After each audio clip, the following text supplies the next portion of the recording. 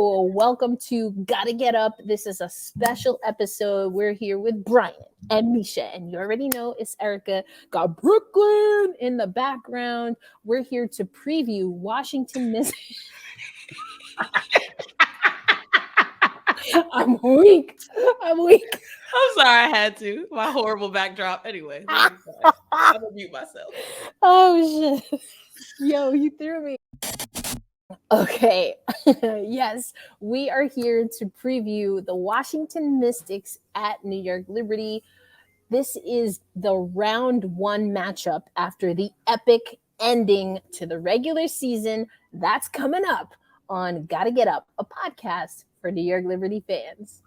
Gotta get up, gotta get up, gotta get up. Hey, women's basketball fans, welcome to Gotta Get Up, a podcast for New York Liberty fans, brought to you by Rosie Media and hosted by Erica L. Ayala. All right, Misha, you know Brian and I had to bring you in. We did our best to summarize the last regular season game on Gotta Get Up, a podcast for New York Liberty fans, but we did spend a decent amount of time on Washington because, listen, that shot, you know, like Teaspoon's always going to have the shot, but that shot, that play call was pretty tight. We want to start before we preview the series on getting your thoughts on the last regular season game.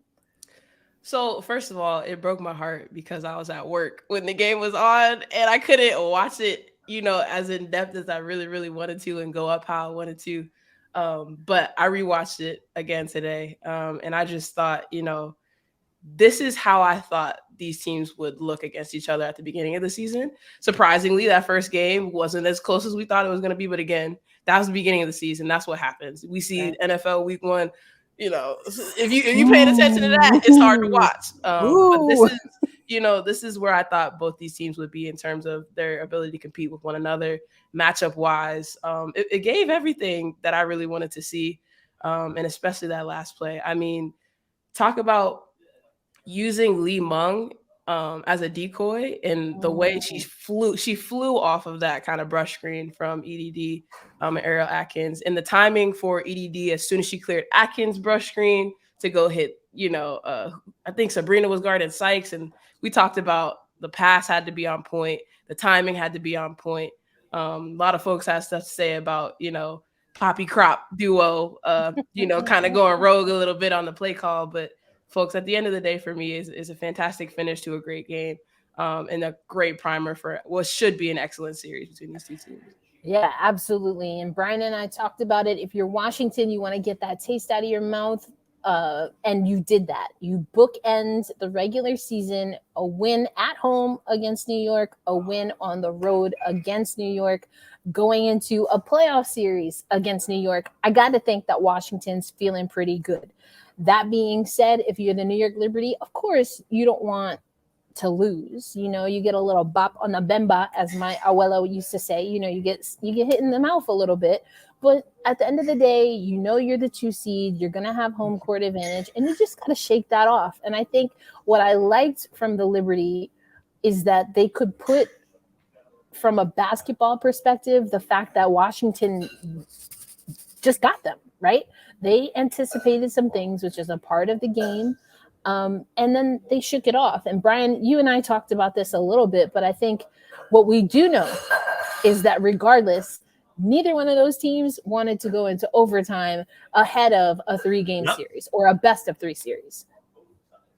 Yeah, that was very much we are not getting paid time and a half today, so this is going to end right when 5 o'clock hits. We are out the door. We are not staying no 5:02, 5:05. These notes can be done tomorrow. No overtime for me. Yes, very much the energy, especially knowing for the Liberty, it was fan appreciation. They was probably in that, you know, autograph line for at least a 2.5, 3 hours. Already the way it was looking. So it was like, nah, y'all got that. We'll see you Friday. But that's the thing. And that's what this podcast episode is going to be about. What are we going to see come Friday, come Tuesday, and will we go beyond that? I think there's a high likelihood that this series goes 3. honestly, and if it goes the way I think it's going to go, 3 is not even enough. Okay, like, because no one's going to be satisfied with just 3, but that's a story for another podcast. But Misha, let's start with you as the representative of the visiting team. Let's talk about what are some things that you think Washington is really going to want to focus on, and what are some stats that you think they're going to hone in on and want to refine and perfect going into a best of 3 series against the New York Liberty? So I think for DC, it's about staying with what you know. You know what I mean? It's going back to basics. What's this team built on? Defense, right? We know that they're one of the top defenses in the league. They have what I think is an extremely uncanny and rare ability. Everybody on the team, when they make mistakes offensively, when they turn the ball over, for me, this is a team that more often than most teams finds a way to get that ball back instead of, you know what I mean, letting that lapse turn into, oh, they get a bucket, then they go on a run. When DC's at their best, I think they're one of the best teams in the WNBA at shoring up those kind of things. So it's going to start with their defense. It's also going to start with ball pressure. It's going to start with disrupting Stewie and being as physical with her as they've been kind of, throughout the regular season series. I think, after each game, we've watched these two teams play. To me, that's one of the things that stands out is, whether Stewie struggled or whether she was hot. DC uses their physicality to kind of try to get her out of rhythm. At the end of the day, Stewie won't do it. But I think that's one thing to look out for. I also think that rebounding the ball, of course, that's going to be a huge, huge, huge either Achilles heel or a boost for the Mystics. Depending on, whether or not Shakira Austin is able to play in this game, they could have another rebounder that, helps shore up that part of the game. And if not, Tiana Hawkins, the guards, as they did, I think, in that last game with New York, rebounded the ball well. They're going to have to step it up. And defensively specifically, because you do not want to give the New York Liberty 1 and 2 and 3 chances at a shot, because that's when you get kickouts to Sabrina Ionescu shooting logo threes and Maria Johannes, and that that can really put a damper on your momentum. And I also think turnovers, turning New York over is a priority. It's one thing to get a stop; it's a whole other thing to eliminate an opportunity to score the basketball. And so they're gonna have to do that as much as they can. And offensively, they gotta not turn the ball over. You know what I mean? This is the situation where I think if it's a low scoring game, that favors Washington still. But the pace we've seen these two teams play at, it's probably not going to be a low scoring game. It's probably going to be 75 plus on both sides of this thing. So DC is going to have to limit their turnovers, make the most of every offensive possession they get.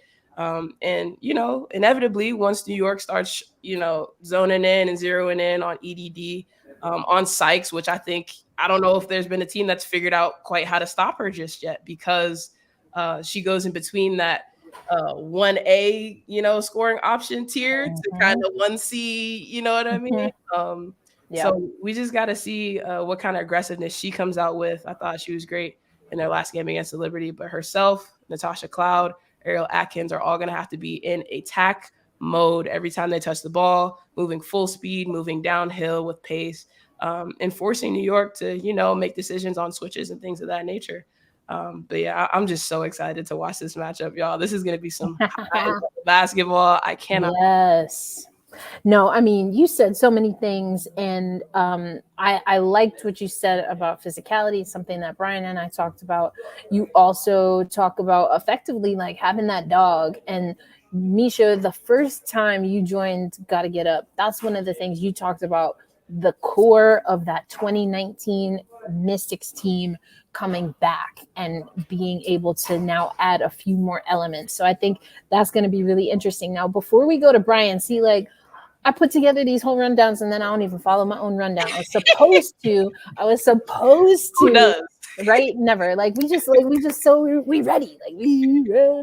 Let's go. So what I was supposed to do was remind everyone how the regular season series went down. So as you mentioned, Misha, it was one-sided in game 1 of the season. It was the New York Liberty at Washington. Washington takes that 80-64. Brian, you and I have talked about that New York Liberty team, game 1, very different to game 40, but I'm going to give you a chance to get into that in a little bit. The second time these two teams would face off was, so that was May 19th, just so we're keeping up. June 25th, it was an 89-88 win in favor of the New York Liberty. Then July 21st, it was a New York Liberty win, 96-87. So we see two lopsided affairs right there. And then, of course, we get to 9-10, the 90-88 victory for Washington. So we've seen both teams, Brian, win a blowout. We've seen both teams win a close call. Now it's your chance from the Liberty perspective. What do you think are some things that the New York Liberty are going to want to hone in on, refine, and perfect as Washington comes in for game 1 and game 2 in the first round? Yeah, one thing that the team talked a little bit about in post-game was that they didn't play with the physicality that they usually do. That was a point that Sandy was making. She felt that Cloud got anywhere she wanted, and Cloud wound up having one of her best shooting games of the season against New York. Kayla Thornton echoed the same thing, saying that they weren't as physical as they needed to be. And so I think that's going to be a big goal of theirs. And with playoff basketball, the physicality naturally ratchets up and less fouls called, at least in a good day. So we're going to really get a good physical, intense kind of game, really back and forth kind of game. Also, with Misha's point about rebounding, I think it's going to be really key for the Liberty too. One thing Sandy's broken out a little bit over the past couple of weeks is playing Steph Dolson and Jonquel Jones together, which is really intriguing. So JJ can do a lot on the court, and we really, since she's been so much in the post, we haven't really gotten to see her full athleticism work in that way. But when she's with Dolson, she gets to sort of like roam around a little bit more, do more damage that way. So I think the Liberty's size is going to be a key for them, especially if Shakira is at best less than 100% or at worst out. So Washington's going to be down their best rebounder and interior defender to handle JJ, handle Dolson, handle Stewie when she plays 5. So that's going to be something that I think that's really important for the Liberty to hone in on, because when they've won games in the second half, they've obliterated teams with glass. Like I've kept up with it for a while. Like I think in pretty much every win after the break, they won the rebounding battle. And when they're able to control the glass, they control the pace. They're able to get out on the run when they want to. You get those transition Johannes threes. You get Stewie rampaging on the court, getting easy layups, drawing extra defenders with her. You get easy threes for UNESCO. So I think them being able to control the glass and really get to work on Washington in that way is going to be really interesting. Something I'm wondering about, and I wonder if Misha can sort of build on what I'm thinking. I wonder for Washington, I know Atkins and Deladon have just gotten back, and they were on minutes restrictions to close out the season. So I guess I wonder what the transition is like going from minutes restrictions at the end of the season, just getting your way back in, to having to hop back in full throttle against a really tough playoff team. Like, do you take those restrictions off and just do it immediately? And I wonder what that process is like, especially for game 1. So that's a great question. I love that question. And it's something I wondered about myself. And I will answer it by saying, I think, obviously, because Ariel had the issue with the nasal fracture, it'll be a little bit harder for her to, it could be, I don't say it will be, it could be a little bit more difficult for her to find a rhythm. I think Elena Deladon, even though she missed, 17 games in the regular season, she still found her way into the lineup, I think, a little bit more than the rest of the gang who's kind of been out. So for her, because she's a vet, because she's kind of been here, done that before, we can call it back to the 2019 finals. She had herniated discs in her back, and she was still plural herniated discs. Okay. And found a way to beat EDD. So with her, I'm less concerned than I am with Atkins. But I do think in watching, again, that last matchup with New York, she was taking her shots. She was getting to her spot. She might not have been the highest scoring player in that game, but she looked like a familiar Ariel Atkins. And so I think I'm hopeful. I'm hopeful that they'll be able to ease their way in. Of course, it's the playoffs. So for both sides, there's kind of that possibility of playoff jitters. There's a possibility that the first quarter of this series is sloppy as a mess, but there's also a chance that, you know, both teams come out guns blazing, firing, hitting everything that goes up. So I'm less worried about Ariel, to answer your question. But I think, you know, again, trust the core that's been there, that won a championship together. And, you know, they should come out with their best basketball to start this game. I love that question also, Brian, because I was looking at the splits between the regular season, small sample size, 4 games, as we just talked about, but they have this stat breakdown of days of rest. And each team, as we just discussed, won 2 games out of the 4-game regular season series. New York Liberty won 2 games on 1 day rest.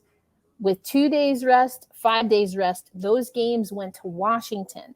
And I think that speaks to a larger conversation, not only that y'all just had that, but that we here on Gotta Get Up, a podcast for New York Liberty fans, part of Black Rosie Media, have been talking about all season long. A healthy Washington team, dangerous. Now, what have we also been talking about? New York Liberty at the beginning of the season, not New York Liberty at the end of the season. And so I go back and forth, Brian, on how much weight I want to put into that last loss, because, you know, it's the last thing that you remember. It's certainly the last thing that everyone talking about this game is going to remember. That being said, you and I kind of talked about this. Did we see all of the New York Liberty the other day? I don't think we did. Yeah.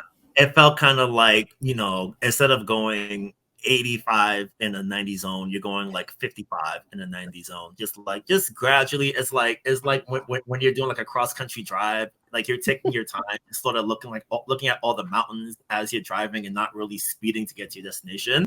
So it felt kind of like that. So I would say that for New York, definitely, I think the first quarter might be a little bit messy for them, because I think back to the Commissioner's Cup game, and they had the defense was locked in, but the offense was like very, for both teams, that game was very jittery and very sort of like trying to find it. It took like a good while for everything to lock in. So I wouldn't be too surprised if Friday night broke out like that. And like Erica mentioned, sometimes when they have too much time off, they tend to be a little bit shaky to start off before they sort of regain their bearings. So I wonder how they're going to be able to sort of like adjust to that initial wave. But I think what will help also is that since they know this team really well, and I've played 2 really distinct games against them, I think it sort of gives them that sort of muscle memory to know, okay, this is what Washington does best. This is how we can sort of work it. And as we're getting ourselves to where we want to be throughout the game, that those early 5-6 minutes would just be just almost like finding your footing before you really get to sort of launch and go from there. Yeah, and I think, Misha, you mentioned something earlier that is a little bit of a concern for me when it comes to the New York Liberty, historically speaking, going off of what Brian said. And we talked about kind of that dog playoff mentality. Let's not forget, this is a Tosh Cloud that guaranteed a Game 5 win. And then, like, you want to call it prayed, you want to call it manifested, you want to call just like stole it, however you want to say it, because Kurt Miller to this day will say, you know, we just had a bad 5 minutes. Like, it was just 5 minutes in that game. No way. We just had a bad 5 minutes, to the point where I literally can and that always plays in my mind, because that's how close Connecticut was, and then Washington snatched it because Taj guaranteed it. She wasn't fitting to lose that game. That's the history of Washington. When you talk about the 2019 team, that's what we're talking about. When you talk about the 2019 multiple herniated discs, plural. Okay, the Liberty, the Liberty doesn't have that. The Liberty doesn't have that. This core doesn't have that. Now, to Brian's point, they found ways to overcome adversity in this season, but we all know postseason, new beast. And so what is the balance between the New York Liberty, Misha, in your mind, being able to play New York Liberty basketball starting where they ended off in the regular season, and is that enough to counteract the history and the muscle memory of players that have not only played in playoffs and won championships, but they've done it together. Because I mean, we got to be real. Like Stewie's one of the most like silently clutch players in the history of basketball. Like at this point, I don't even think that's a question. I'm not this is not hyperbolic. Yeah, it's real. Real. That's, and you know, I don't like saying men's or women's. I said what I said. I said ever. I said history. I don't think I need to clarify. I don't need to clarify. But just in case y'all didn't understand, I'm talking about ever, period. Okay? That's real. But that's one person with that gene versus a team that had to build that grittiness together. What are your thoughts on that? How much does one matter over the other? So it's tough, right? Because in basketball, sports, and in general, for me, you need one bad day or vice versa, one good day. You know what I mean? And so we're talking about pedigree, essentially. We're talking about championship, you know, gritty pedigree. And yes, I do think right now, in my mind, the momentum, just because the way that last game went, favors Washington. But to your point, Stewie is a dog as an individual. I don't think we talked about this on the last time I was on the podcast. Sloot has championship experience running the point guard spot. You know what I mean? I don't think that's something that we should overlook. I don't think, you know, does her grittiness show up in the same ways that we kind of saw it from this core of Mystics players? Maybe not, but I still think it's there. And I don't think that's something that we should overlook either. But to your question, Erica, I really genuinely don't know who has the edge out as far as grittiness right now. Because with New York, because they've had the luxury of resting, again, as we talked about last podcast, that can mean one of two things. That can mean you come out lethargic, or that can mean you come out rested, guns blazing, polished, you know, so it's really up in the air. And again, that to me is the beauty of this series. This series to me, obviously, it'd be great if DC won, but genuinely, it could go either way. In my opinion, I think it genuinely could go either way. And you will not hear me say that a lot. So, yeah, to answer your question, though, I think Washington's got a slight edge, just a slight edge because of the way that last one ended. But who knows? Who knows, genuinely? And so, Brian, now I'm going to give you Washington, because what do we know about Washington come in? We've talked about it a little bit. Just overall, the health has been at best a roller coaster for this team, right? Shakira Austin, question mark. This is the third specialist. Kareem Copeland is a good follow as of the time we're recording. We understand that she was able to see, or had plans to see today, her third specialist. So this is like you're getting multiple opinions, which tells me that it's like, so you're saying there's a chance. I don't have any insider information. I just think that's what I think. So you have that. But then also you have a team that, Brian, the last thing that they were saying, I asked Washington Mystics after that win, you know, what do you want this week of practice to look like? And what Slim and Tosh said is we want to practice, right? The New York Liberty have been at home ahead of that loss. The Washington Mystics have been without players, broken noses, bad hips, all kinds of things, and they haven't gotten in practice.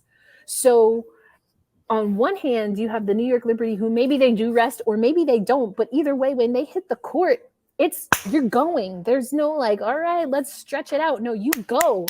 They're in rhythm. They know when to wake up, when the smoothies are arriving in the locker room. Washington is going to have to create that for 3 days, and then Thursday they have to reset all over again. How much do you think, Brian, that might matter for Washington?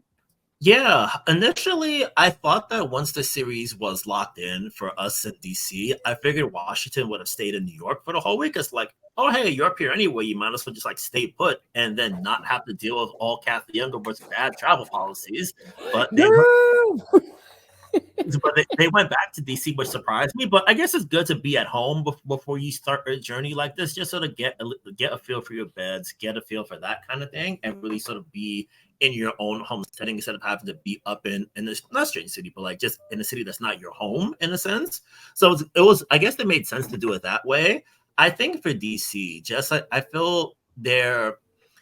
I think the sort of like having the ability to sort of like just get back in after a win like that, getting those 2-3 days in Thursday travel to come up here, I think that'll help. And I feel for them, especially when you've had to sort of fight to get into the playoffs, it's almost like you're operating at a different sort of speed throughout the second half of the season, because it did for a while look like they might actually fall out of the playoffs considering how banged up they were. So the fact that they've had to be on go for the past month, it's like for them, it feels almost like a situation where you don't have to start on go because you're already on go as soon as the game starts. So I feel like that's a good benefit for them in that regard. Whereas New York did all their business early on, and they, like, as they kept winning, it wasn't a situation where, like last year, where they had to fight last day to get in. They've had time to sort of get everything lined up the way they wanted to lock up the 2 seed. Because after they beat Connecticut, that was pretty much the last major game. Well, game 3 in Connecticut, that was the last major game of the season for them, aside from Vegas. So doing that was very much their, okay, we got it locked in. We're locked in at the 2 seed. Everything is good to go. So it was just a matter of just like fine tuning a few things, whereas Washington's had to sort of like sharpen everything up on the fly, continually get better because there was no tomorrow for them. So I feel like muscle memory would help them in a sense. So I feel like that's going to be beneficial for them. I guess for both of you guys, I have a question. I have a side question as well too. This is, I think this is Eric's first head coaching playoff appearance, Eric Thibault. So I wonder for him against a coach who's done this dance times in Sandy Brondello, how he handles this, what he sort of like, because it feels like he has a good grasp on his group, but it's just a matter of it's different when you're playing in the playoffs. I wonder if it's different coaching in the playoffs, especially for a first timer in a hostile environment like this. I wonder how he's going to be able to sort of like keep everything organized, make sure that the team doesn't sort of fall too far adrift, and knowing when to do those important things. I wonder for him what that transition is going to be like in game 1.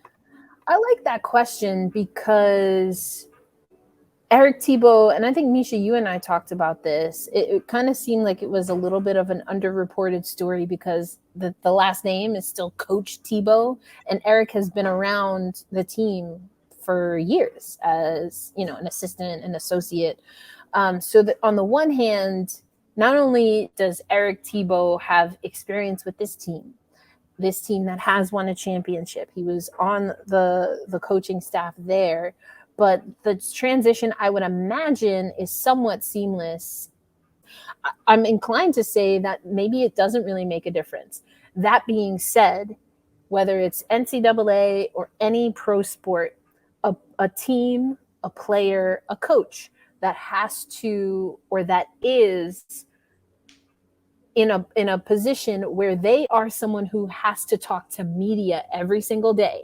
And the only person on a team that talks to media every single day, shoot around, pre-game, post-game, because players rotate. But who is that? That's the coach. And you hear that when you get to this level, and we just got the email today, right? ESPN's carrying the entire playoffs.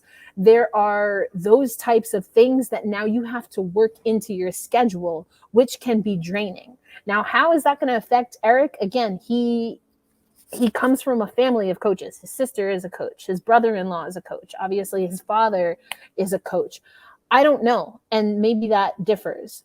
But for Sandy, it's also a family affair on that side, right? She's able to now work with her. I know, shocker, her husband. Shh, we can't say her husband. HUSBAND. You know, her husband is on her staff. And that's something where they do a great job of that separation. They're working. But at the same time, when you're grinding, and whether you're talking about it or not, there are just people that you have in your life. You don't have to say anything. It doesn't have to be anything overly affectionate, but it's a word. It's just a look. It's you know, making sure that something is in the right place to have that comfort level. I don't know if that's going to make an impact, but even if that's off the table for Sandy and Olaf, which again, I think they do a really great job keeping that separate.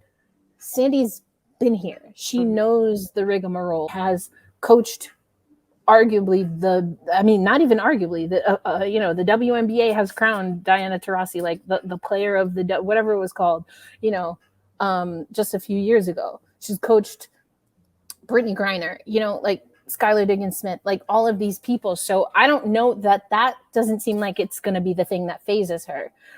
Those are just my thoughts. I don't know how much that matters though, because it's the players that are going to be battling it out. But that's my take on that. Yeah, I think, Brian, that's an excellent question, because people, like you said, they assume because the last name is still Tebow that everything is, things are peaches and cream. It's seamless. It's whatever. But I just want to point out, we got to remember, in the regular season, the Mystics' last road trip of the regular season, it was up and down as to whether or not they were going to make the playoffs. That last road trip was kind of the determining factor. And I think they went, 1 for 3 on the road? Like that, that's tough. And we got to consider, okay, yeah, they just won in Barclays, but the first 2 games of this series are on the road. Like that's, no matter how you slice it, you can be the most professional in the world. It's always nice to be home and have home field advantage or home court advantage, home field advantage. And, that last road trip was rough. And I think, watching it very closely and seeing a lot of the pre and post game and interviews with the players and all that good stuff, it was obvious that, as resilient a team as this DC squad is, it's tough. When you're losing games on the road, when you lose a game on the road that you feel like you should win, whether it's close, whether it's, not close, and we don't know what this game 1's going to shape up to be. But, say they lose the first game, that's tough. In a 3-game series, in the second game is still at your opponent's house. Like that's tough. And as a coach, folks always have things to say about the X's and O's of it all, but you're handling personalities too. You're keeping people composed. You're keeping people together, which is a harder thing, I think, than folks realize. Team sports, you can have all kinds of personalities, and from my vantage point, all these Mystics players have wonderful personalities. But when things go south, that's tough. You really got to get down in that foxhole with the folks that got you there. So that's real. This being his first playoff series as the head coach, I'm very interested to see how, depending on what happens in the series, obviously, how adversity is handled. I will say though, think about the entirety of the season, not just the last road trip. And there has been a lot of adversity that has been Shambong. That ain't that, and that's the truth, Ruth. We was talking about Spike Lee joints earlier, so I had to put that in there. Hey, no, we're not gonna do that. Okay, I'm done for real now. But Brian, I like that you tossed that over to us, because one of the other things that we wanted to talk about was X factors, right? And I honestly wasn't even thinking about staff and personnel, but that could be an X factor that we come across. And so I think on Gotta Get Up, a podcast for New York Liberty fans, brought to you by Black Rosie Media, that might be something that we take a look at, and maybe we tap in with the coaches a little bit more for our viewers and listeners. But let's talk about X factors for players, like that one player who they give a performance, not to say that it's outside of their capability, but it is what took their team to that next level. It took them across the finish line. Who are some players, Brian? I'm going to ask you for Washington, and I'm going to, Misha, ask you for New York. Who are some Washington players, Brian, that you think can be the X factor, and in any category? Are they doing it Swiss Army knife style, or are they doing a little bit of everything, triple-double, or are they just perfecting their role and elevating it to the next level? Who do you have circled? For Washington, I think I might go with Queen Egbo. Like we were talking about size earlier, and she's gonna be battling with JJ and Dolson down there, and Liberty fans know that JJ and Dolson play with a lot of great physicality and a lot of great toughness on the interior. So if Austin is out or severely limited, I feel like Queen's gonna really need to have a really big series to sort of like make sure that Washington is able to compete on the glass and do what they need to do in that regard. I'm gonna stick with the bench and say Lee Mung as well too. She's really a fantastic 3-point shooter, and she can really get open, get good shots up. And I think especially the Liberty's offense is so dynamic, and they want to smash the assist record, and especially they're able to get you from 3-point range. So you're gonna need a really competent and capable 3-point shooter in that regard. So if the Liberty ignore Cloud when she's from 3 and put more attention on her as she's driving to the basket, can Lee Bung cash in on those open 3-point opportunities if she gets them? So I feel like the Mystics are gonna need big series out of both of them if they want to win. So they're gonna be people I keep an eye on. Ooh, okay. Where you stand on that before you talk about the Liberty? How do you think Brian did right there, Misha? I think that's a very astute observation. I think Lee Mung, she's kind of for all rookie team, she's kind of had, I think, of up and down kind of year or season contributing. I think there's been games where they needed her to win, and there's been games where she kind of fell by the wayside depending on who they had in the rotation at the time. But as the season has come to a close, I wholeheartedly agree. She's been huge, hitting threes. And I think even in some cases facilitating and getting deflections, which is something I didn't see as much during the majority of the year. And Queen Egbo, yeah, I totally agree with you there too as well. Depending on, Kira's status, as we are still waiting on that, she could have to come and play huge minutes because it's kind of segueing into who I think will be X factors for the Liberty. Like you said, she's going to have to battle with a JJ that I think, I don't think JJ had a bad game at all the last game. I thought JJ played extremely well. And I think, as we've mentioned, as you all have mentioned on the podcast, since the All-Star break, she's only been trending upwards. So I think those are both extremely astute observations. And yeah, my X factors, JJ's got it. I'll start with JJ. You teed it up extremely well, Erica. I think there are certain things we've come to expect from both of these teams on any day that ends in Y, like you said. Like there are certain things that are just gonna happen. Whether they happen throughout the course of the game or just in the fourth quarter in clutch time. But as we've seen, 2 of the games in this season series have been down to the wire and past the wire into overtime in one case. But JJ, when she dominates the boards, when Washington gets one shot, when she's deterring drives, which is something, Stewie does that well as well. But when she's being a rim protector and Natasha Cloud and Brittany Sykes and all those quick explosive guards can't get to their spots in the lane, that disrupts Washington's offense because that's when they're at their best, is when those players are attacking. And then when JJ is hitting the three, when she's dealing with physicality and she's getting the longer end of the stick on foul calls and things like that, she's very dangerous to me. So she's got to be an X factor for New York. And then you're going to love this one. It's Marine. It's got to be Marine. It's got to be Marine. How can we not talk about Marine? I think, again, in a matchup that I am expecting to be blow for blow, pound for pound, possession for possession, when she gets those minutes as a primary ball handler, spelling either Sabrina or Courtney Vandersloot, whether that's turnovers or points, is going to have a huge impact on the way the game 1, game 2, and hopefully game 3 shake out, because those minutes are crucial. And then when she's off the ball, we know what she can do. To me, that's more of a given, what she can do off the ball when she's receiving it, when she's playing from the 2 spot. But that point guard minutes, those are going to be huge, either positively or negatively for New York. See, y'all good. But Brian, same thing. I mean, I know I kind of interjected there, but what do you make of what Misha said about New York? Yeah, I love the JJ answer. She mentioned on Sunday she treated it almost like a playoff game in a sense, as far as like making sure she did what she needed to do, got to her spots, and did everything she wanted to do on the court.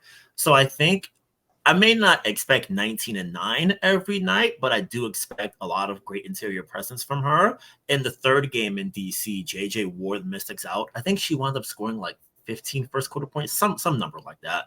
But she had done damage to them throughout the season. And I think that for the Liberty, if they're able, when they're at their most dangerous, they start with establishing JJ early. She's able to wear teams out in the paint, and then everything else just builds off of that.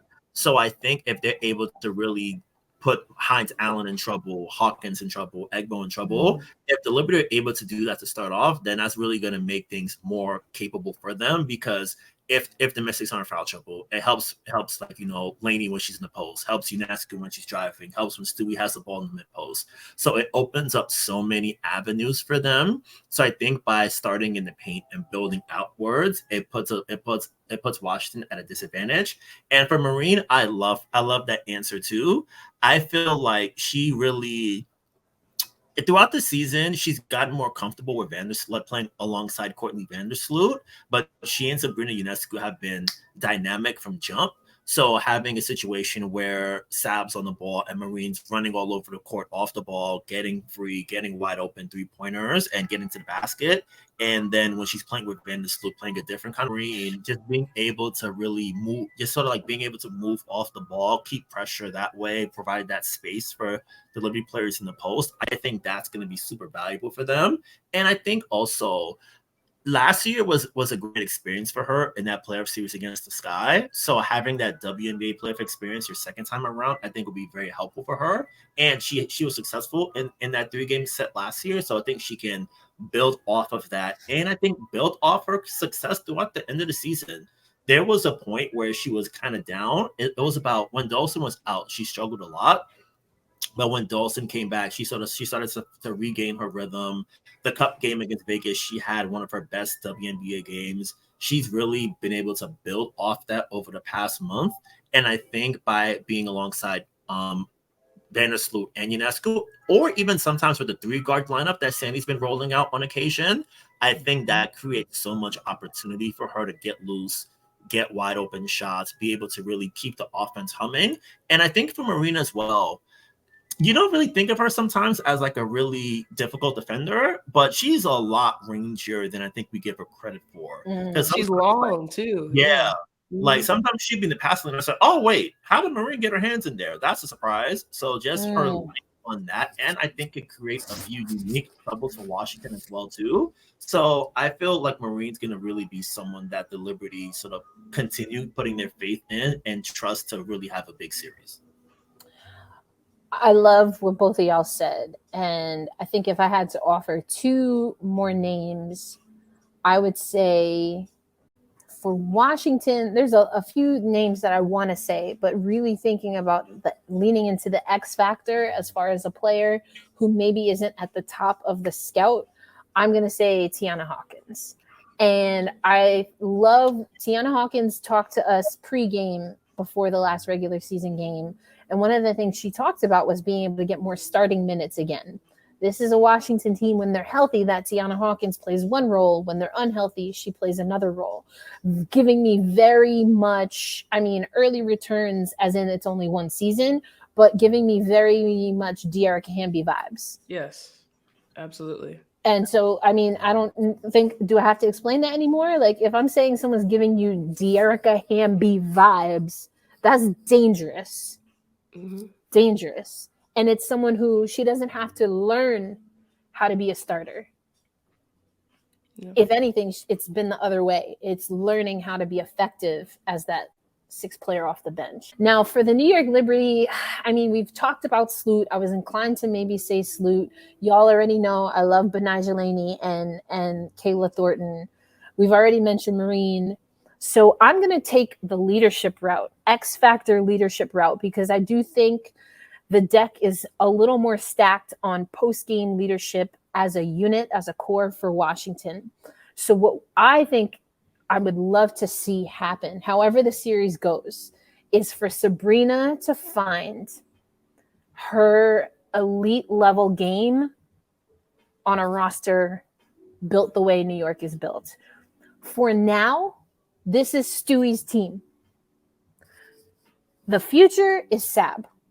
And that's why, if I had to guess, certainly if I were the GM, and I've been writing about this for years, I would bring in veteran guard, did that in Sloot.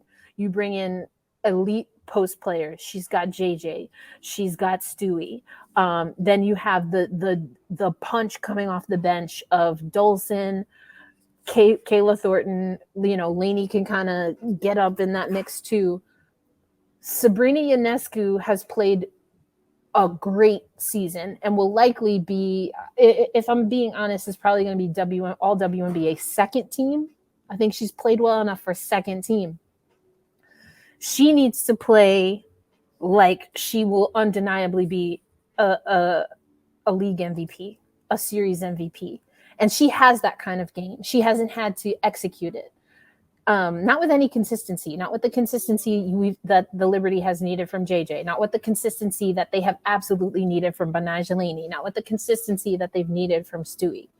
And so, but we have also seen that she gets hot, game over. So if she finds a way to be a silent assassin, that's also the opposite of what I just said about Hawkins, who's maybe not at the top of your scout. Sab is up there. So teams are scouting for her. They're preparing for her defensively. If she breaks and cracks the code, she goes into cheat code mode, because it's going to be her team in the future. That's I don't think anyone's arguing that. But when does that happen? Yeah, something I want to add. Throughout the season, she's gotten progressively better against Washington. In that first game, it was very much, everyone's not really where they need to be yet. So it was very clunky in that regard. But in the overtime game back on June 25th, she wound up scoring, I think, like 31, and she was really able to make Washington pay when they put extra tension on Stewart.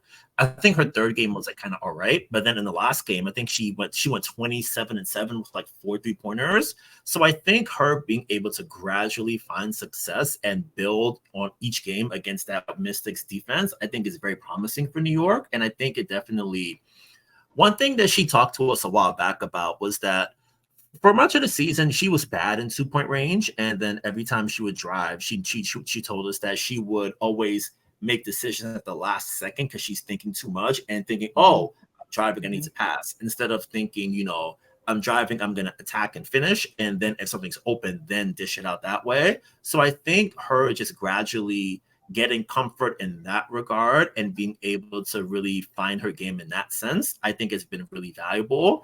And I would say also, her initial game and a half back from the calf injury, she told us after the Sparks game that she was shaking off a lot of rust. And now from the second half of the LA game into Sunday's game against DC, we're really seeing that all WNBA second team player back to where she is. And I think having a player like her who can really bend the defense out from 35 and further just makes things even more complicated. And further. Yeah. I feel like if the league ever puts in a 4-point shot, I'm like, she might just like stand there just to do it and just eat on 4s all day, which I would watch, honestly. Like I want to see like I want to I know there are like some YouTube videos where it's like, oh, here's a 3-point shot, but it's progressively further. I want to see that for Sabrina. So just give me progressively further 3-point shots and 4s if it's like that. So I think her being able to be that second option and be someone that the Mystics can't afford to even take a second of rest against is going to really open things up for the rest of the team. So I think for her, and similar to Marine, that playoff experience last year, I think is very helpful because knowing that actually against a championship team that the Sky were when they were all fully loaded and fully healthy, having that experience and playing a really competitive and good series against them will help going into this one here against an experienced championship laden team. Yeah. And let's not forget, the New York Liberty won that first game against Chicago. Obviously, that does not make a series win, which they quickly found out. But I like what you're saying. And I was thinking as you were talking, Brian, what's baby sister Olsen? Isn't her Marvel character the one where she like absorbs people's powers? Yeah, Scarlet Witch. Yeah. Yes. Okay. So basically that's what Sabrina's doing. We already know she can be a triple-double machine. She's got an elite rebounder, an elite scorer, and an elite passer that she's learning from. And she's just going to absorb all that talent and make it into her own mega superpower. Like, to me, that's the vision. That's the long-term vision. And why I say this will eventually be Sabrina's team. But Misha, it gets down to this part of the preview. where we have to, when you talk about a preview, that means you also have to end with predictions. And you know how we do. I don't like to cajole people only into who you think is going to win the series or who you think is going to win game one. But I also like to give you the option to say Washington wins if boom, boom, boom. So you get to, you have the floor with your little bland background. Look,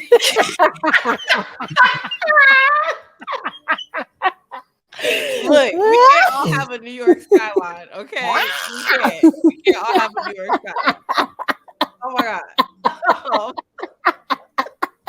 Because you messed up my intro, had me laughing and cackling. You got to put that one in the director's Oh, cut. you already know. Predictions. Gosh. Oh, predictions. For me, the most important factors in this series are turnovers, assists, and rebounds. Okay. Points are going to happen. There's going to be plenty of offense. Points, assists, and rebounds. For me, DC wins if the rebound differential is less than 5. Now, let me be clear. Let me clarify here. They don't need to win the boards. Right. They don't need to win the boards. Plus minus 5. Yes.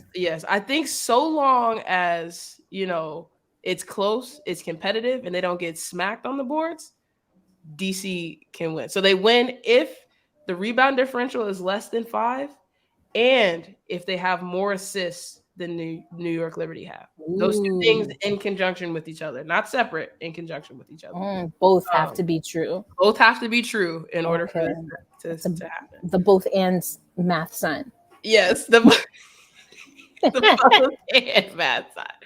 I also think, and this is another, I guess, permutation of that. The team that gets the most bench points, and the team with at least 15 total assists. So those two combinations, right? Wow. We got assists and bench points, and we've got rebound differential and assists. Now I'm putting a lot on assists. I love a good assist, but the reason why is because both of these teams, when they're working at their best, they're sharing the ball. They're unselfish offensively, and you do not know where the next blow is going to come from. So that's why I'm putting so much on assists right now. But yeah, that's gonna be that for me. I don't have any predictions based on player performance because I think there are so many people on both of these rosters who could have, like we just discussed, X Factor type contributions to this series. So, but that's where I'm at. All right, Brian, you up? I think New York wins if Jonquel Jones gets a double-double each game. I feel like JJ is so critical to their success, and they can win if she struggles or has foul trouble as they've done throughout the season. But if she's dominant and able to really put her imprint on the game, I think the Liberty dominate the series if she does. So I think JJ is going to be my big person to keep an eye on as well for the Liberty. I would say they also win if Ionescu is shooting 45% and better from 3-point range. She set the record for total threes in the season at such a high volume. So I think if she's able to repeat that, I feel like her shooting really gives New York a huge edge in that sense against Washington. So if she's able to consistently make the defense pay from 3-point range, it opens things up, makes it a little bit easier for Brianna Stewart when she's in the mid post and the low post, gives her more room to cut to the basket. So if she's able to shoot at least 45% from 3, I think the Liberty win. Ooh, I like these. And, I know I keep saying that we talked about Courtney Vandersloot, but this is the second time I've been kind of teeing up for y'all where I'm like, I feel like we have to bring in Courtney again because I believe strongly in a true one. I believe strongly in a floor general. And you have a floor general that has experience. Misha, you mentioned assists. Boom. Peak performer right there. That being said, that's the obvious, right? And I think the Liberty can meet your both ands, even if Vandersloot, for whatever reason, because we have seen sometimes, she needs to be like that little Giants kid where they put that tar on her hands because sometimes that ball just slips. It's very rare. That was my movie. That's crazy.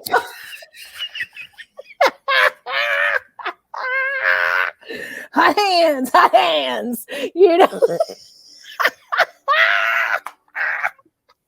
It happens every once in a while. And I'm like, Courtney, why you do this in the one game? We didn't need this. We didn't need it.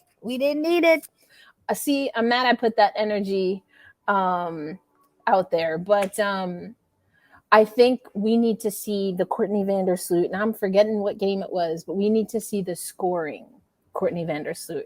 Now, Courtney Vandersloot, we know is going to drive, but it's almost the opposite, right, of what you were saying, Brian, about Ionescu. That's always going to be a part of her game. So I think it has to be that mid-range or deeper. If she can start finding that, and if that rotation, that ball is swinging, and they start finding Vandersloot on the perimeter, I think she really has to have at least one game where we looking at, like, you know,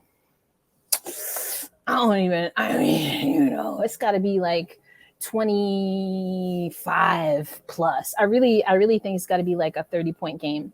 I think especially if this goes 3, Vandy's got to have, you know, she's got to have a 30 plus point game. That's real. I didn't do a player pick just because, you know, I was looking more at stats. But if I had to pick a player for Washington, it's Tasha Cloud. It's Tasha Cloud. She's got to have at least 8 attempts in the paint for me. It's not about her 3-point. It's not about that. I think, and that goes to my point about them attacking the basket. She sets the tone. She and Brittany Sykes, I think, set the tone. I think Sykes has found that rhythm and that consistency. I don't quite yet think Tasha's found it this season, even though previous seasons I kind of feel like it was more, you know, part of her repertoire. Yeah. But she's got to have at least 8 paint attempts. But yeah. I like that. Yep, because that's where I was going to go. And I really didn't have a good gauge on whether I was going to go Sykes or Tosh, but sometimes they're just kind of a 2-for-1 anyway, especially in post game. But I love that. That's exactly right. Those are the 3 players that it's almost like, you know, X Factor 2.0. You know, like if it comes down to it, everyone else is doing what they do. To your point, points are going to come. Then there you go. It's happening right there. That's how it's going to happen. Well, I mean, I think we accomplished a lot on this little preview here. I hope folks took a nap in between. We gave y'all some content today, okay? That's it. You can't say we're not thorough, okay? We're not leaving no stone unturned. But I do think this is the series. We're talking about 2 versus 7. Sheesh. That's crazy. Yep. Over the 4-5, over everything else. It's a 2-7 that everybody's got to be having their eyes on. Wow. And Sandy be the first one, you know, and you know Washington knows it, but like that, Sandy Brondello said it the other day, you know, that's not we're not taking them as a 7 seed. Mm-hmm. And that's, listen. And another thing Washington has said, you know, I think, Brian, you also mentioned this, but Washington has been like, you know, everyone's been talking about Vegas. Everyone's been talking about New York, but look at how we played against those teams. And, you know, the only team that did it better is Dallas, because they did it against Vegas, New York, and Connecticut. Another team to watch in these playoffs. LT, she ain't playing the games. My Misha, coach of the year. Yeah, I was telling Erica a few days ago that Dallas and Atlanta. Dallas and Atlanta has the potential to be an antics-filled series. So I'm like, I want to see what Dallas can do, especially since this is their first home court advantage since they were in. I think the Detroit Shock was the last time they may have had. Wow. I think it might have been Tulsa. I was going to say, I thought you were going to say Tulsa. I was like, yeah, I think when they were in Tulsa was the last time they had a home court in a playoff series. So it's been a long time coming for that fan base, and with all the changes they've been through, I'm really excited to see how that young team puts it together in that sense, especially Enrique. So this is like our first real playoff series. Yeah. Last year don't count because she played like 5 minutes and she was hurt. So I'm like, I'm not gonna hold those stats against you, sis. It's you're all right with me. So this year, new playoffs, I'm excited to see what you do. All right, folks. Well, that is our preview of the Washington Mystics at New York Liberty in round 1. Those two teams will square off. It's going to be this Friday at Barclays. Brian and I got our email to make sure we're going to be there for you. That's a 7:30 tip-off Eastern time. And to Brian's point, Atlanta and Dallas tip-off at 9:30 Eastern that same night. We are recording on Tuesday, so by the day this goes up for y'all, you will see Minnesota at Connecticut, 8 p.m. Eastern Standard Time, and then Chicago at Vegas, 10 p.m. Eastern Standard Time.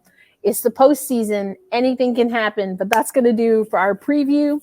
Make sure you're following Black Rosie Media because, oh yes, there will be content. There will be plenty of hashtag content. Brian and I coming from the bowels of Barclays, and might have to find a way to get Misha involved there too. Definitely keeping you up with this series. I think we go 3. Honestly, I'm going to keep it real. I think we go 3. And if we don't, whoever wins, whoever sweeps is going to do so in like dominant, like finish him fashion. Like it's done. It's a wrap, tap. I hope this goes 3, but whatever happens, I've loved chopping it up with y'all about this matchup. I think we're all 3 just as excited, and I hope everybody out there is excited too. That's it. Nothing but love in these streets for both of these teams. It's going to be heartbreak for one. It's going to be triumph for the other. And that's just the first round. Yo, crazy.